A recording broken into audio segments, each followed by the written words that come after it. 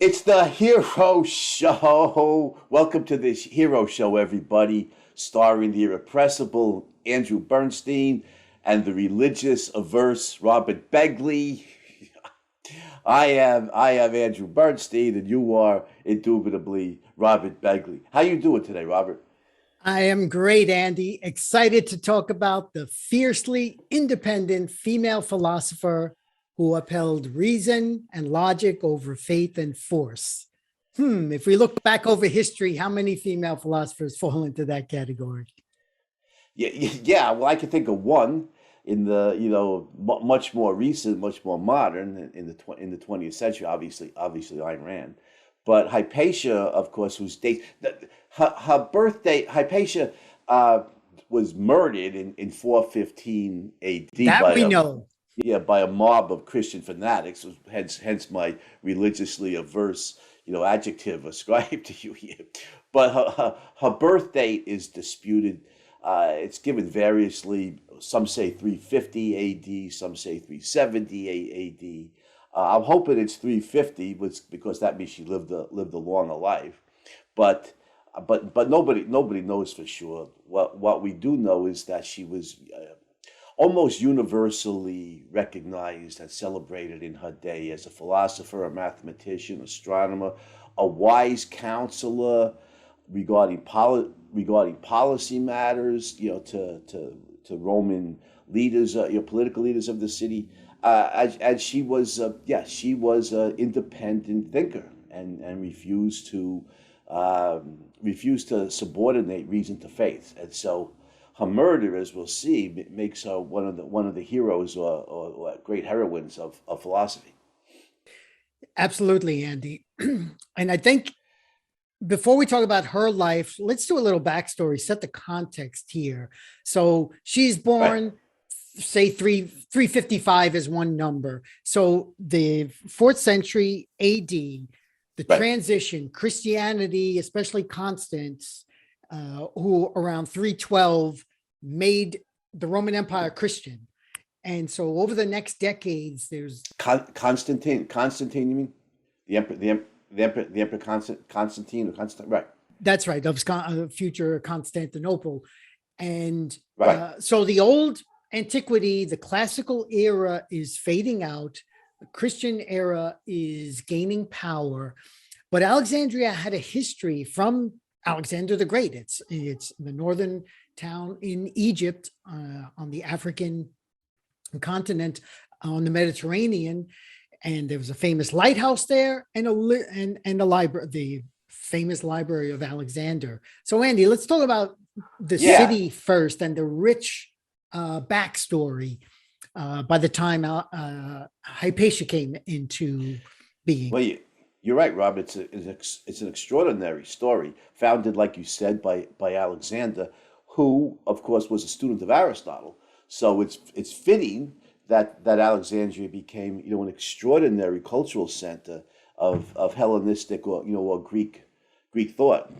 So look at some of the names here who flourished in Alexandria over the centuries. It's just astonishing. Let's start with Euclid. you know, 300 roughly 300 BC.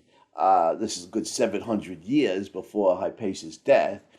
Euclid, to this day, considered probably the greatest geometer of history. Euclid's elements were enormous advance in the field of geometry. So he flourished around 300 BC, which is roughly 20 odd years after Aristotle's death. But Aristotle had decamped to Macedonia by that time to escape the Athenians. But it was a long ways from Alexandria. But uh, Aristarchus, who's mentioned many times or at least several times in the movie Agora, which is a heavily fictionalized account of Hypatia's life and death. Aristarchus, of course, the great astronomer who may well have been the first to develop the heliocentric theory of this of this little star system that we live in, recognizing that the sun is the center and the planets revolve around it. Uh, I'm trying to do this chronologically. Eratosthenes is a fascinating figure. I think he was the chief librarian at the great Library of Alexandria. I get for his dates. I have 276 to 194 BC. Chief librarian at Alexandria. Eratosthenes was this extraordinary polymath, who was this expert in any number of fields. And one of the things he accomplished, which is just extraordinary, this is like in the 3rd century BC, is he mapped out, not well, he didn't map out, he figured out using mathematics the circumference of the earth accurate to within like several, I don't know, 100 miles or several hundred miles. Yeah, it is, using purely mathematical analysis, because nobody had circumnavigated the globe, that we know of to have measured it. By the way, Eratosthenes his critics derided him. Their nickname for him was Beta, which is the second. He wasn't Alpha. He was second, because he finished second, they said, in all of his endeavors. But his supporters called him, Penthos, I think, similar to the pentathlon in the competition, where the pentathlon's like 5 different events, right? Sports. Yeah, in sports, yeah, decathlon is 10. Well, what his supporters are pointing out is, if you're the second greatest, achiever in literary analysis and in mathematics and in astronomy and in geography, you're number 2 in the world in all these fields, then you get the gold medal, for all around genius. And Eratosthenes was an extraordinary polymath who flourished in Alexandria, 2nd century BC. We have, I know Ptolemy. Oh yeah, Ptolemy, the great mathematician, astronomer, who's famous for the geocentric model, which is mistaken, but Ptolemy nevertheless, was a brilliant mathematician, astronomer. He was born in Alexandria around 100 AD. So I mean, this is an all-star lineup. If this was your NBA team, this would be the greatest team, in basketball history. By the way, Plotinus, the Neoplatonist philosopher, studied in Alexandria. Who was a big influence. Biggest influence on Hypatia philosophically, right? Yes, Plotinus. Who's sometimes credited with founding what's known as the Neoplatonist school, or the new school of Platonic thought. Plotinus's dates are roughly 205 to 270 A.D. And he studied in Alexandria for a number of years. So he also can be a leading philosopher of the day. He also can be linked heavily to Alexandria as a cultural sense. And like you said, Plato and Plotinus are the 2 big philosophic influences on Hypatia. Her own father, Theon, was a mathematician and philosopher in Alexandria. And the library, of course, the great library, one of the tremendous achievements of the ancient world, flourished in Alexandria for several centuries. And it slowly deteriorated. Part of it was burned accidentally, right? When in the war, when Caesar was trying to place Cleopatra on the throne of Egypt, right? Accidentally set fire to the library, which burned part of it. And the library gradually declined. By Hypatia's day, I think the library was gone, wasn't it? But they established a daughter library. Was it the Serapeum? Serapeum, that's right. Yeah, named after the Greek Egyptian goddess, I think Serapis, I don't know if they still had many of the scrolls, because the library was overflowing with scrolls. They didn't have books, right? They didn't have physical books, so even the image, if we think of the School of Athens, which we'll talk about later on, but Aristotle's holding the book of Nicomachean Ethics, but he didn't hold a book in his era. He held scrolls. Sure. So, right. So yeah, that's the background setting, Andy. Now, all of this richness, this intellectual richness that Alexandria represented, but Plotinus, again, pivotal moment, because he was one of the philosophers who bridged Christianity with Platonism, making otherworldly, the one was a big element, and just this otherworldliness was important. And then we get to the Christians are gaining power. Constantine is starting to close down centers of learning. Okay, and any kind of wisdom he wants, it's dogma. It's religious dogma that he's all about and wants to enforce. So gradually, the cities throughout the ancient era, the ancient world, they're becoming more what we'll call pagan cities are being overthrown, and institutions of learning are being taken over, closed down. A lot of temples are converted into churches. Same structures. I remember going to in Rome. The Pantheon was turned, it was built by pagans and it was turned into a church. And you see that all over Europe. So this is the richness that Hypatia inherited in her era. And like you said, from her father, who was a mathematician and astronomer and philosopher, and she surpassed him quickly. We don't know much about her mother. We don't know if she had siblings. She could have had a brother, but they're not important in this story, in her life. It was her father and then her. So Right. Let's move on. Right. Yeah. And I wonder if a better term for this, would be Greek or Hellenistic rather than pagan, because, I'm not sure how pagan many of these great Greek thinkers were. Did they by the 3rd or 4th century AD, did they literally believe that if we could scale Mount Olympus, you could fight Zeus and Athena there? I'm not sure. I'm not sure. They may still pay lip service to paganism, or they may actually be pagans. I don't know, but this is definitely the Greek or Hellenistic cultural tradition. But whatever, I don't want to quibble.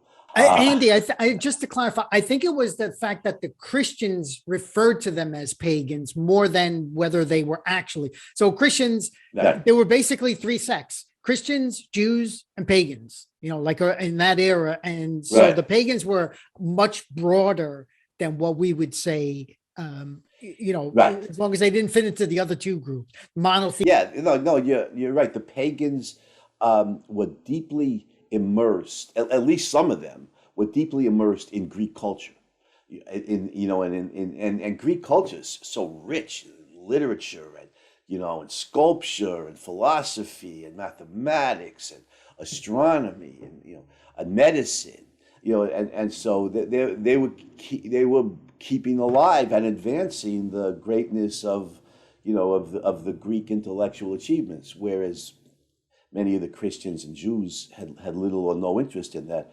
Although, from what I've read, Hypatia was a brilliant teacher. Everybody acknowledges that she was a brilliant teacher and lecturer, and many, perhaps most of her students were Christians.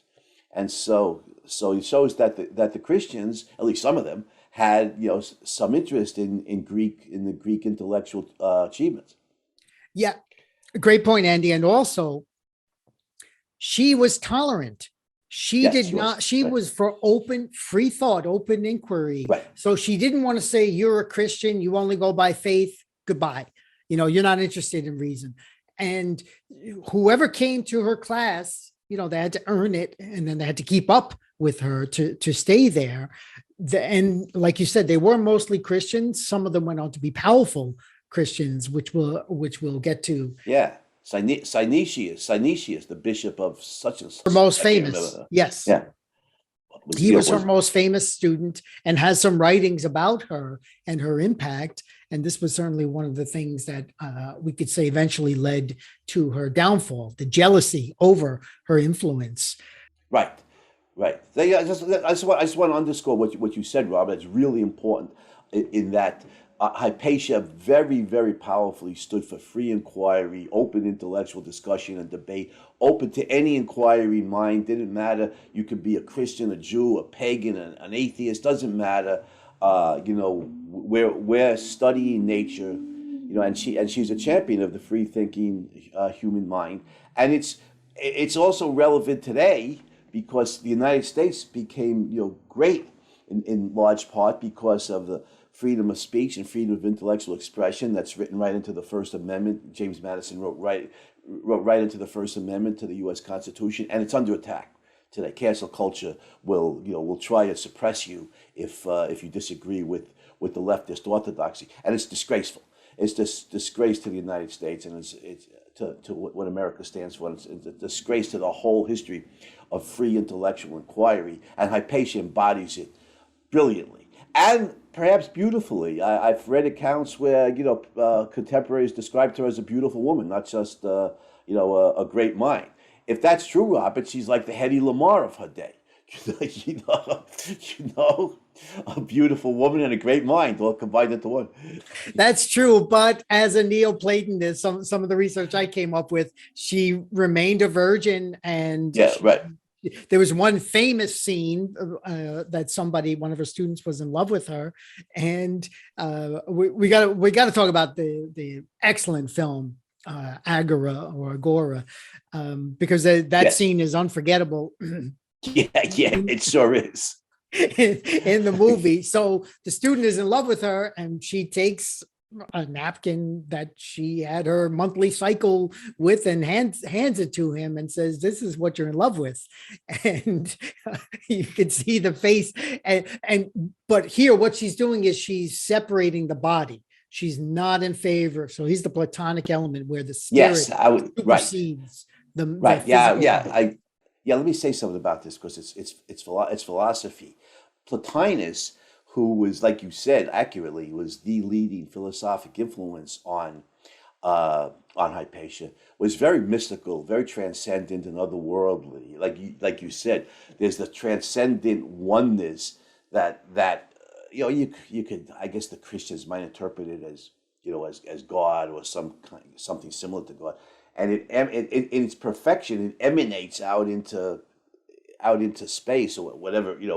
The world comes into being because the one emanates as an emanation from the one. But it's a very spiritual, anti-material, anti-bodily philosophy. In fact, it's rumored, or according to mythology about Plotinus, he was ashamed that he even had a body. It's just so. It was that extreme. So Hypatia's in that school, and in the film Agora that you mentioned, which is a heavily fictionalized account of Hypatia's life, but death. But I just recommend it. I think it's a very good movie. Yeah, she Oscar Isaac, Rachel Weisz, right, plays. There you go. Rachel Weisz, or how do you pronounce her last name? Weisz. Weisz, yes. Weisz. She's perfect. Yeah, she's excellent. Oscar Isaac, who we know from Younger, most violent year. Violent Year, yep, and Star Wars. Great film. Yeah, he's famous for Star Wars. Plays Orestes, who becomes the Roman political leader, and he's so in love with Hypatia, and like you said, great scene in the movie. She goes, I guess they didn't have sanitary napkins back then, but she shows him the bloody napkin or tissue from her menstruation, and because he had depicted her as perfect, and in the movie she said, this is imperfect. You really think this is perfection?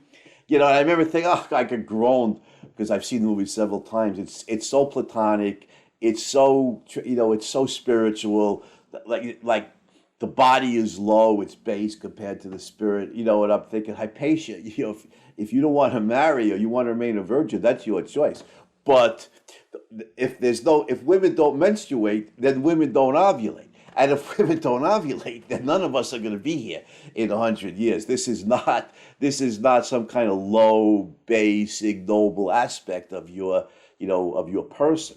But I'm coming from a very Aristotelian philosophy, not from a Platonic, Platinian one. So yeah, unfortunately, she was in that very quasi-religious tradition of glorifying the spirit over the body, and the body is low. But it's an unforgettable scene. What a way for a woman to. She reminds me of Dominique Franken turning down Peter Keating's, proposal. What a way for a woman to turn down, a proposal of marriage or whatever. It's just startling. This is what you want.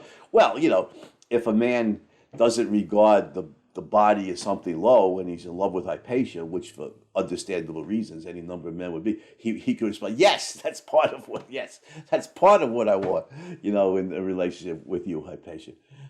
Good point, Andy. Domitius was the name of the actual person who did that. It's Orestes in the film, but Right. it was someone. In fact, the film has to essentialize certain things, and to make a point, they fictionalize other scenes. But the other thing, Andy, is that she was the only woman. Everyone else was male around her.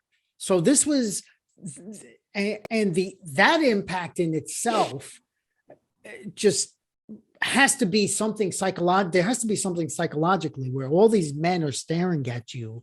And even if you reject the body, that's not, if you reject the importance of your own body, that doesn't mean they're going to. I mean, they see somebody who is, like you said, who is beautiful, even if by some standards she might not be. There's somewhat mixed accounts. Nobody knows for sure. Some accounts, she was a beautiful woman. Yeah, and there's some fabulous artwork which we'll show throughout the episode. A real famous painting, by the way, the only one in the School of Athens. She's the only female in that, on the side of Plato. She's like the lower left quadrant if you break down the painting, but she's clearly there. So again, a woman in a man's world, who is independent and who is marching ahead because she wants the facts, she wants data. And let's talk about. So you mentioned. Let me just go ahead. Intercede here for just 1 second. You're right. They say all the accounts of Hypatia say she was very cool, calm, self-possessed, unruffled by being the only woman, in a crowd of men, even, powerful political figures, whether it's the Roman prefect or she was very self-possessed, and very quietly confident. There was just this aura about her person, and you could see why her students would fall in love with her. Whether they're all men, most of them are Christians, but you still fall in love with her. Let's say she doesn't have to be a beautiful woman. Let's say she's reasonably attractive, but you're her student, so you must have some interest in intellectual issues, and so you realize she's this brilliant woman. She's an attractive woman. You can see why, and she's her everybody said her demeanor was just so, she was just high class. She was just very, very classy lady, in every way. And here's what strikes me most about Hypatia, especially given that she's a Neoplatonist rather than, and influenced heavily by Plotinus rather than by Aristotle. Although they say she lectured on Aristotle, so she must have known. Out in the streets, she would take apart Aristotle's ideas in the streets and explain to the common man. I mean, that is just awesome. Yeah, it is, because they say she walked through the streets and she wore some kind of robe or something that was distinctive to philosophers, and people would stop her in the street and ask her questions. Like you said, she would just discuss Plato with with every man and every woman, and discuss Aristotle with them. It really is extraordinary. But the thing is, she was noted not just as a lecturer, an intellectual, a mathematician, astronomer, philosopher, but as the wisest counselor of her day, giving counsel to political leaders, on public policy matters. I assume. Now that to me is extraordinary. One, like you said, as a woman amongst men, but two, she's a Platonist. Platonists, are usually their heads up in the clouds studying the world of forms. But Hypatia was not just in other words, Hypatia was brilliant, not just in theory, it sounds like, but in practice, in regarding practical matters. And I suppose if any Platonists were here, they would tell us, Andy, Robert, Plato was one of the great political philosophers of history, whether you agree with him or not. The Republic is about, the very name tells us about forming the ideal state. So Plato was extraordinarily interested in political matters, which is true. And so Hypatia is in that tradition. So they can say, well, it makes sense that she would be, that she would be a brilliant counselor regarding policy matters. I get that, but still, the theory practice separation in Plato is, the mind body theory practice separation in Plato is real. But Hypatia evidently not only bridged that gap, but did so brilliantly. And part of the reason she got in trouble with Cyril, I should say, part of the reason Cyril hated her was because of the influence she had on the Roman political leadership. So yeah, she's an extraordinary figure by all accounts in so many different ways. Mm-hmm. So why don't we talk about a couple of the scenes from the movie that are gripping, whether they are 100% accurate or not. We see in terms of our language, which we can explore, Andy, first-hander versus second-hander. Hypatia was a first-hander. She looked out at reality. She didn't invent the astrolabe, but she perfected it. She improved it.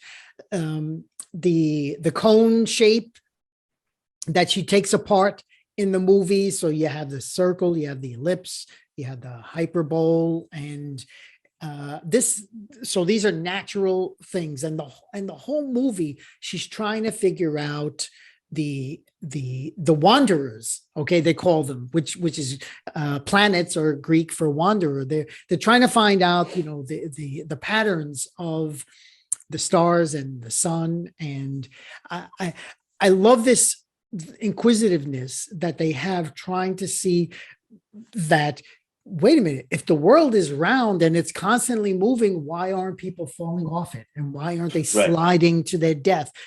These were serious questions back in that, throughout history. There were serious questions, and they're tackling, she's looking for practical knowledge out of these theories. And that's one of the things that I really liked about the film, is that they showed this aspect. Yeah. And so I want to point out, it's probably, fictionalized account of Hypatia's life, but I love the movie, and and strongly recommend it. Let's put it this way: if Hypatia did not tackle these specific problems, it's possible that she did or she didn't. The pattern of it is in keeping with her commitment to free inquiry, to open inquiry in both science and philosophy. And that includes astronomy and the application of mathematics to astronomy.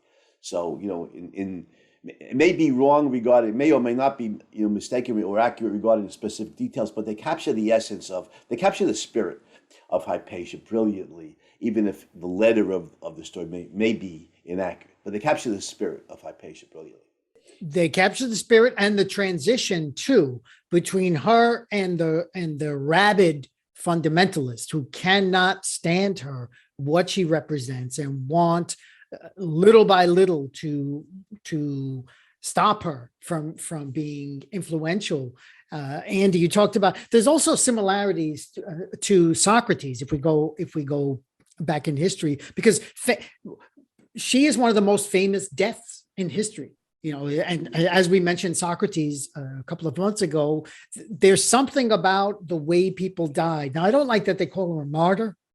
Frankly, she stood on her principles, and maybe I just have the word martyr has a religious connotation in my mind, but I think, well, like I said, you're religiously averse, right? So raised as a Catholic, so and it happened to be Lent, which it is now, when they killed her, so which is the high time in religious fervor in Christianity. So well, they gave up Greek intellectual inquiry for Lent. Yeah, right?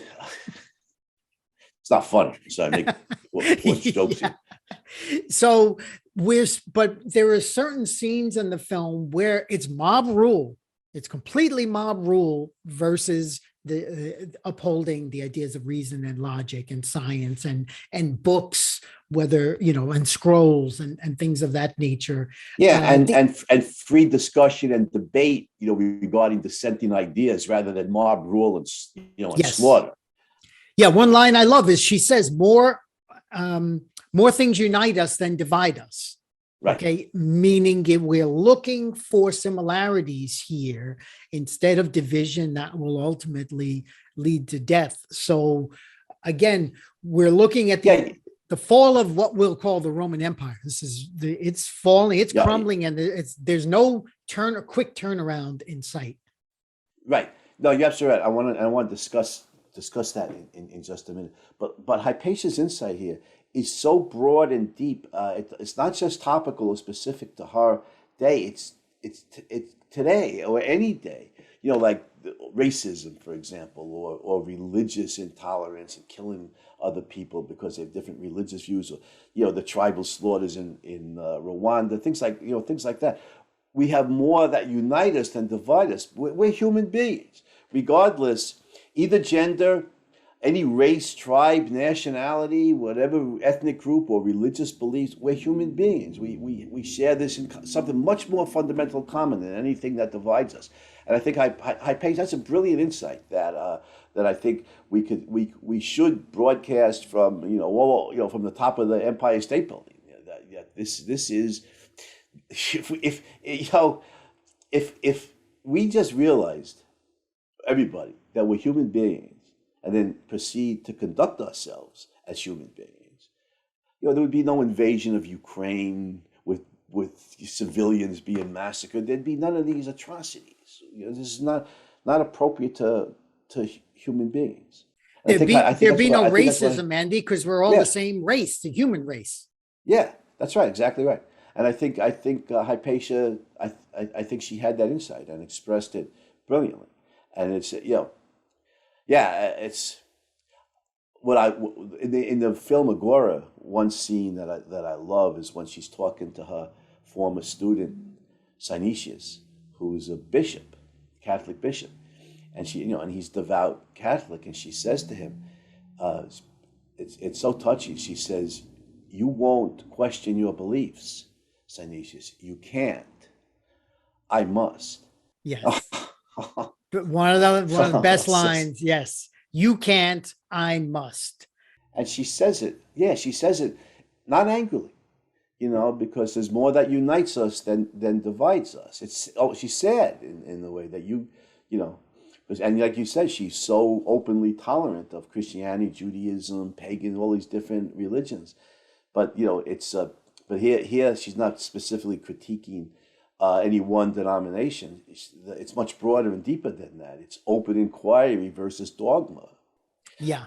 So as in the film, we're seeing the violence. We're seeing them knock down the pagan statues and representations of the old and we'll call the classic world. And after this is happening and the tension mounts, some of the leaders have a council where she's present, and they basically want to make a decision about her. And one of the leaders says they're puzzled that she has so much of an influence on Right, the younger right. leaders. And one of them says, "Why should the council listen to someone who believes in nothing?" And she says, "I believe in philosophy." And he's like, "Philosophy?" And she's like, "Just what we need at this time, philosophy." So that's a statement for the ages, if ever. Yes. Another female philosopher said, "Philosophy is what got us into this mess, and it's only thing that can get us out of it." Right. And let's point out to our audience that philosophy means philo for Sophia, and Sophia is wisdom. Right, philo, love of, or friend to. So loosely translated into English as love of wisdom. So Hypatia, as a true philosopher in this regard, really embodying the spirit of philosophy, in love with wisdom. And what else is going to resolve these kind of internecine conflicts without bloodshed, other than everybody being in love with wisdom and thereby reasoning out our differences? But I wanted to talk about the destruction of the classical world, by the Christians. This is Objective Standard Spring 2014 issue. My essay, Aristotle versus Religion, which I think to this day is the best essay I've ever written. And when I publish a selection of my essays as a book, this is definitely going to be in it. But listen to this, because this was based on a lot of research and about Christianity. this is specifically Christianity. In 529 AD, the Emperor Justinian I, ruling the Eastern Roman Empire from Constantinople, declared that Greek philosophy was inherently subversive of Christian belief and permanently closed the pagan schools of philosophy. This included Plato's Academy in Athens, which for 900 years had educated many of the leading Greco-Roman minds. To further enforce his ban, Justinian forbade pagans to teach. Quote, Greek philosophy, Will Durant observes, after 11 centuries of history, had come to an end. In Alexandria, in 415 AD, the brilliant Greek mathematician Hypatia was savagely murdered and her body torn to pieces by a Christian mob, including monks led by a member of the local bishop's staff. Wrote mathematics historian Maurice Klein, quote, the fate of Hypatia symbolizes the end of the era of Greek mathematics. One more. Centuries earlier, the brilliant Greek writer Sappho, circa 630 to 570 BC, known as the poetess, in counterpart to Homer, called by educated Greeks the poet, had composed roughly 12,000 lines of often exquisitely beautiful verse, generally themed around romantic love. 600 lines survive. What happened to the rest? Much of it was destroyed by Christians. Quote, I think this is from Durant, but I'd have to look in the endnotes. In the year 1073 of our era, the poetry of Sappho was publicly burned by ecclesiastical authorities in Constantinople and Rome, unquote. So, the end of Greek philosophy, the end of Greek mathematics, and the massive destruction of beautiful Greek poetry. This is what the faith-based zealots wrought on, great intellectual achievements of the classical world. I'm just looking up that quote 40. Yep, that's Durant, Life of Greece. Durant, excellent, Andy. He called, in The Age of Faith, the book you have, he called her the most interesting figure in the science of the age. And he talks about her going around in the streets talking about Plato and Aristotle, in the Agora, talking about Plato and Aristotle. And so, if we go, great. Anything else in there? Volume 4 of Will and Ariel Durant's massive and brilliant story of civilization, The Age of Faith. And Durant with his massive erudition. This is on page 122 of The Age of Faith. From mathematics, she passed to philosophy, built her system on the lines of Plato and Plotinus, and according to the Christian historian Socrates, quote, far surpassed all the philosophers of her time, unquote. Appointed to the chair of philosophy in the museum, she drew to her lectures a large audience of varied and distant provenance. Some students fell in love with her, but she seems never to have married. Suidas would have us believe that she married, but remained a virgin nevertheless. Here's the story. Suidas, Suidas, I assume that's how you pronounce his name. Suidas transmits another tale, perhaps invented by her enemies, that when one youth importuned her, she impatiently raised her dress and said to him, this symbol of unclean generation is what you are in love with, and not anything beautiful, unquote. All right. She was so fond of philosophy, like you said, Robert, that she would stop in the streets and explain to any who asked difficult points in Plato or Aristotle. Such was her self-possession and ease of manner, says Socrates, the Christian historian, arising from the refinement and cultivation of her mind, that she not infrequently appeared before the city magistrates without ever losing in an assembly of men that dignified modesty of deportment for which she was conspicuous and which gained for her universal respect and adoration. I mean, in the movie when they're about to murder, what do they call a pagan whore? A pagan whore. Yeah, I mean, I don't think so, guys. By all accounts, I mean, whore means is someone who's sexually promiscuous. By all accounts, Hypatia was a virgin, but of course the real charge, whore is secondary. They thought she was a witch, which means an agent of Satan, and that's vastly worse. But yeah, that stuff is hard to watch. I gotta say, I For love the me, Andy, movie. the hardest scene in the movie, which have to fast forward if I have the, looking at the DVD, even though it's not factually accurate, is the burning Yeah, of I Alexandria. agree. There's an I agree. overhead shot, Yeah, yeah, and at the time the Christians wore black. It's funny because they now in the movie they kind of look like today's Muslims, but they wore black, and you see them, an overhead shot of them destroying with glee anything that represented knowledge, and they look like little ants. The director just got this image of them because the library is so enormous, and they're running around and they just look like little ants, all scattered all over the place. So after that happens in the movie, it's kind of in two sections. Well, let me just say so. 100% agree.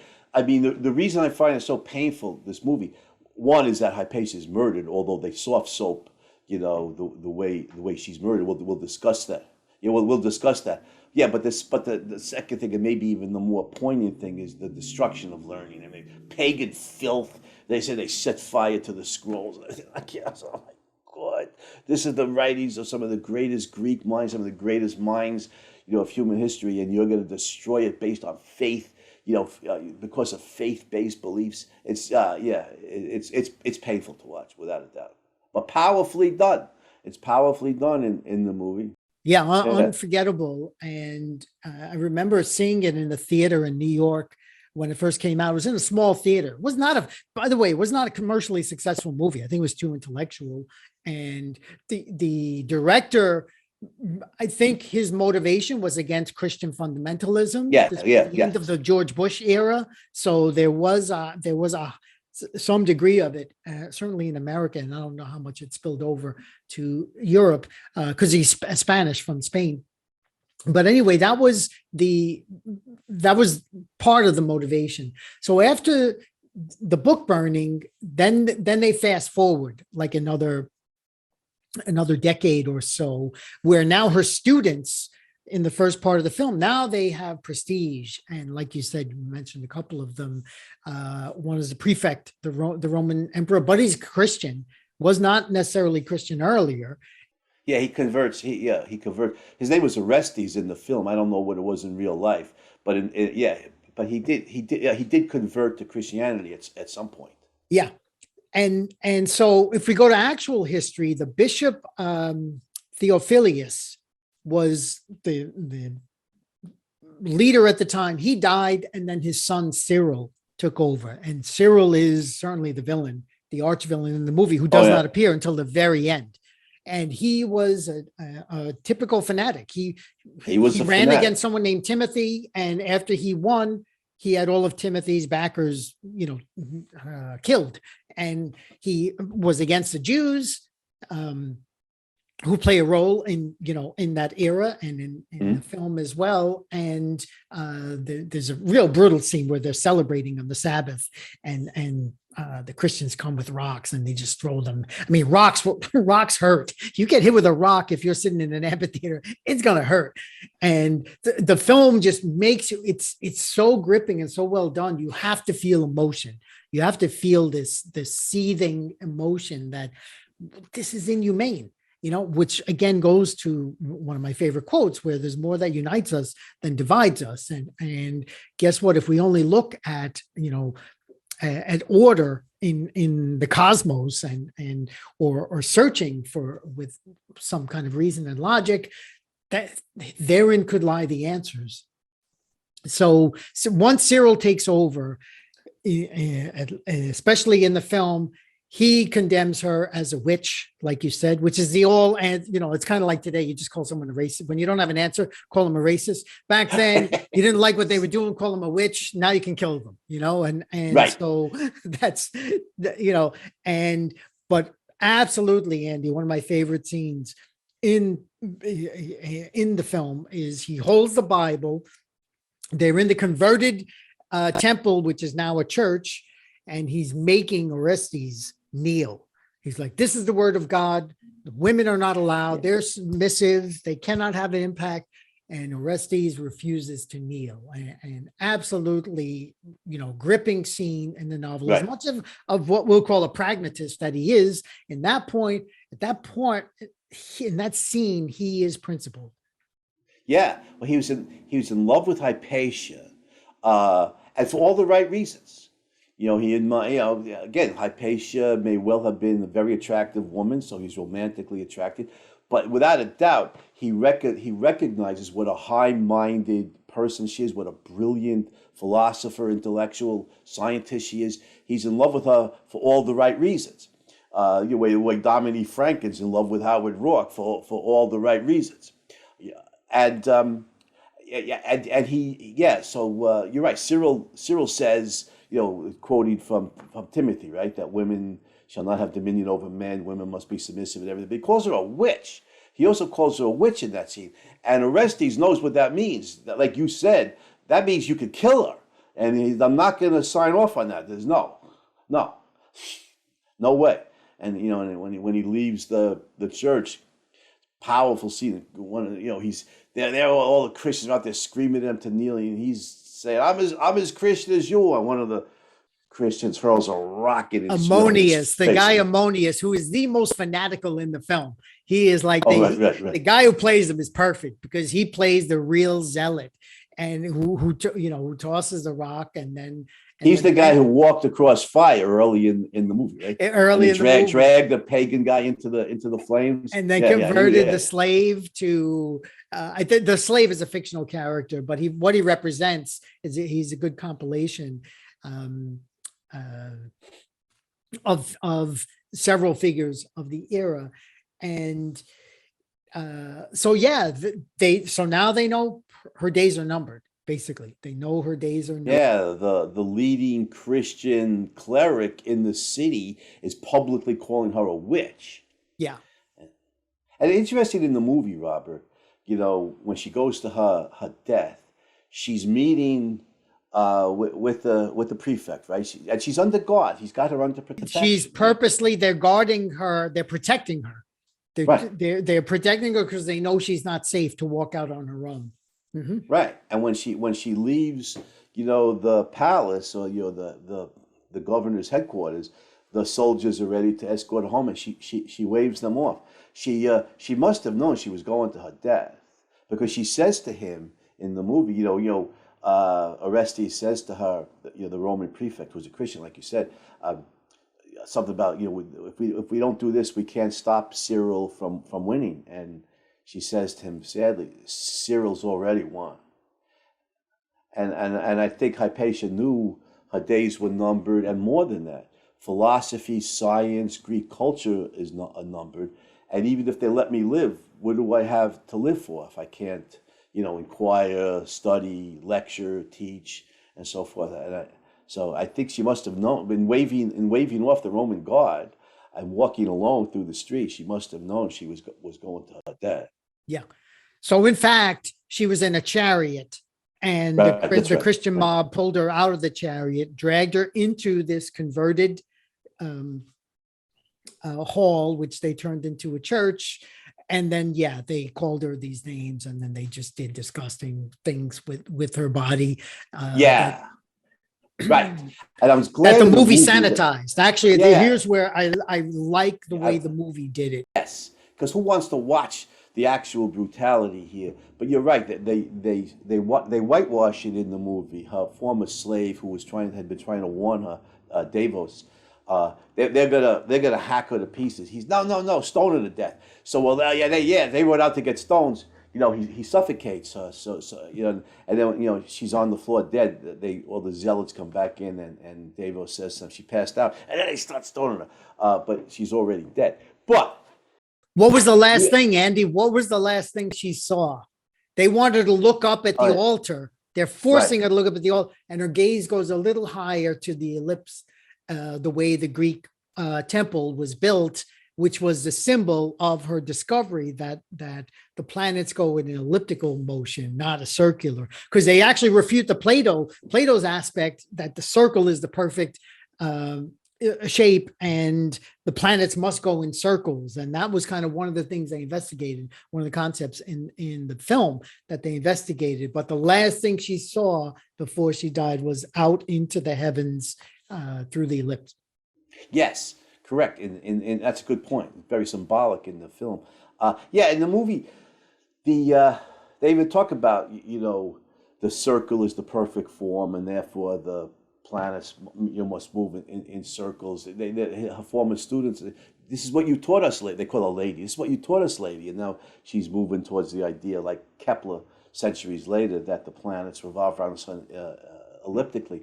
I don't know if that's historically accurate. I couldn't find anything in the sources No, I that don't think so. I don't think it is. But yeah, again, yeah, we're just taking we're concretizing some important points that, let's put it this way: the last thing she ever saw was not, she was outside, and the last thing she ever saw was not, the inside of a temple while they were doing all these. yeah, yeah. Again, it captures the spirit.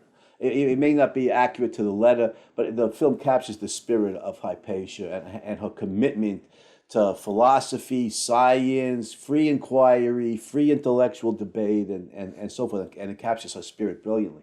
But let's get let's get to the real scholars here. This is the book is Christianity and Paganism in the 4th to 8th centuries. The author is Ramsay MacDonald, who was a professor of history and classics at Yale.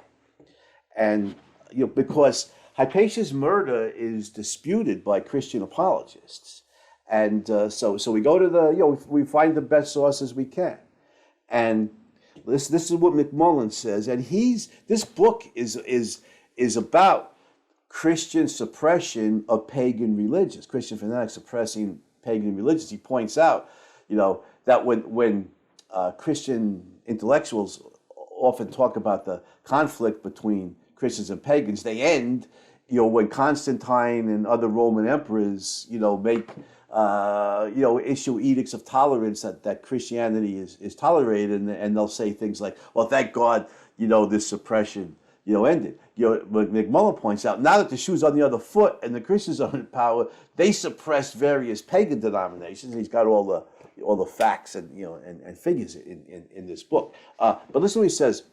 This is on page 15. Quote, the lynching of Hypatia took place toward the beginning of the 5th century, 415 AD. Her fate is illuminating. It may be recalled that, snatched from the street by a mob of zealots in Alexandria, she was hacked to death in the gloom of the so-called Caesar Church, and her body burned. She was a non-Christian and a prominent voice for her views. She had become the focus of the Patriarch Cyril's resentment. The lector, the minor functionary in the church, the lector had caught his master's wishes and led the crowd that killed her. All this seems certain. So he goes on to talk about the background to this, and how Hypatia was caught in the in the political religious struggles of her day, the power struggles. But she was hacked to death. They skinned her alive. Where this is. And then they burned her. They hacked her body with like tiles or oysters. That were oyster shells, like one of the two. So just very painful. Oh my God! Yeah, it's the agonizing death, and then they hacked her body to pieces, burned it. It's just savage. And in fairness to Christians, most Christians, Hypatia's murder became well known in the empire. Most Christians denounced it. He said this was just savagery. So you find that in religion, whether it's the Jews or with the Muslims today. There's 1.5 billion Muslims in the world. Most of them aren't out trying to kill infidels. if there were, we'd really be in a massive war. But unfortunately there's a substantial subset who are determined to kill the infidels or the non-believers. And it was true of Christianity back then. You got your fanatics, and then you have your people who embrace the religion but want to live peacefully on earth. The problem, of course, no matter that the majority is peaceful, the problem is the philosophy itself lends itself to fanaticism. It's faith-based, there's no way to prove or disprove any of its edicts or principles in reason. And Or just if you say you can trust, Andy, but I cannot trust. You can have faith. You're allowed to have faith, but I am not allowed to have faith. That what that faith can lead to. I mean, one of Ayn Rand's great essays, Faith and Force, the destroyers of modern, that is exactly what it amounts to here. And in that sense, she completely rejected it. And the film, shows that over and over again. And 415, just one other thing, Andy, on the quote that you just read from the book. I mean, there's a reason 415 is a memorable date in history. Just like 399 with BC with Socrates. These dates are imprinted not because the people who died withered away, in some conspicuous way and just petered out. No, there was something drastic that happened that is captured in people's memories. And the other group, Andy, were philosophers. They were like, if we can get killed now for just having our thought, the rest of them left Alexandria. The remainders were like, we got like Aristotle getting out of Athens. Here's sinning. This was like sinning against philosophy yet again. The way Aristotle said it. So, and the classical scholar Charles Freeman wrote a book titled "The Closing of the Western Mind," in which he argues that the Greek intellectual tradition didn't just fade away; it was killed by the Christians. And there's a lot of cases, and we just gave some of the examples, from the end of Western philosophy. Yeah, go ahead. I was going to say, and philosophy became what is proverbially known as the handmaiden of theology. So reason now takes a back seat. Theology is front and center for the next 1,000 years. Roughly 1,000 years. Right. I just want to finish up about faith. If we're going by faith-based beliefs, and it's an interesting conundrum, because like with Islam, you can understand why it's such a violent religion. Muhammad was a warrior, and he killed his enemies, and he told his followers to conquer the world and kill his enemies. So it's right there in Islam's most holy books, the Quran and the Hadith. But Christianity, you would think, would be much more peaceful, because Jesus is a man of peace. At least, the stories we have from the Gospels. And it really shows us that Christianity's bloody history shows us that method trumps content. A faith-based method doesn't matter if the content is peace and love. If the method is faith, then the next zealot could come along and say, God speaks to me and tells me to slaughter the infidels. How do we prove he's wrong? On a faith-based method, there's no way to disprove it. And so it's very easy, even for a religion whose founded its content preaches peace and love. It's very easy for it to slip into violent fanaticism, and Christianity has very often in its history. So, the philosophers. Now it's like open season on philosophers. And you can see the effects of the destructive effects of Christianity. Will Durant, sadly, after 1100 years, 11 centuries, Greek philosophy come to an end. Maurice Klein, the mathematician historian and mathematician, like you said, points out the fate of Hypatia symbolizes the end of Greek mathematics, which is why 415 is significant. The theme of the movie Agora, whether it's fictionalized, story's fictionalized or not, it's not inaccurate on various specific points. And it's a work of art. The film is historical fiction. It's a work of art. It's not a documentary. It's not purported to be history. It's historical fiction. But the theme is brilliant. And powerful. It's reason versus faith. High culture versus ignorance, and Greek culture versus Greek intellectual achievement versus Christianity. It's brilliantly done. It dramatizes its theme brilliantly. Yeah.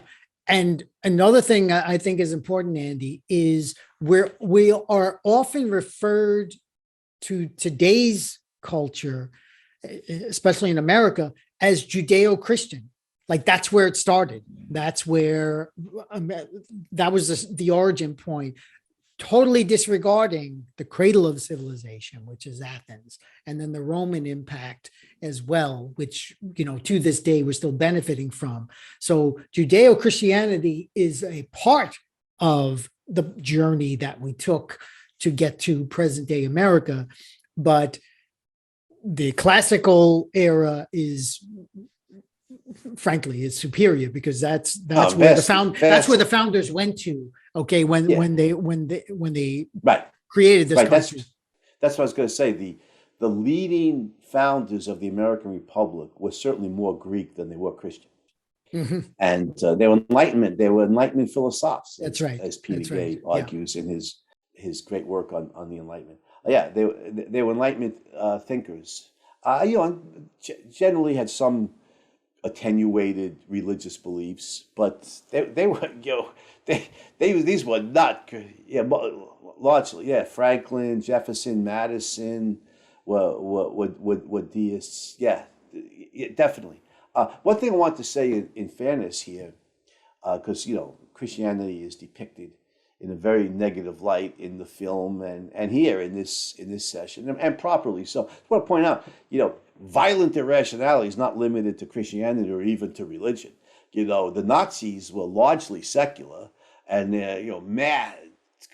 egregious mass murderers, and the communists, who are atheists, philosophic materialists and atheists, are the worst mass murderers in history. So irrationality is not limited to any specific denomination. Would that it were, they could be localized, but it's more widespread. But let's put it this way: in the 4th and 5th centuries A.D.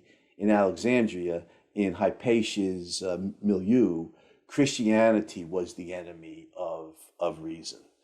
The Nazis and the communists become so later, the Muslims become so later.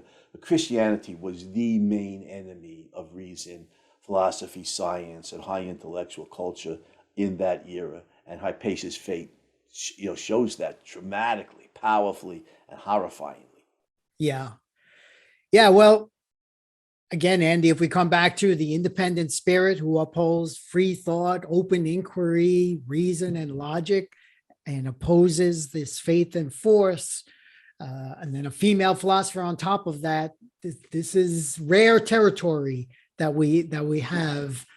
Yes.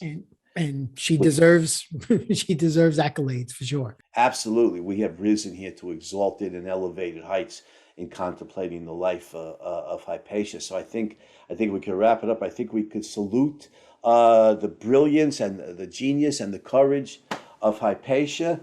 And I think I could wish you and everybody out there in hero and heroine land let's strive, to have a more heroic day and seek to lead more heroic lives.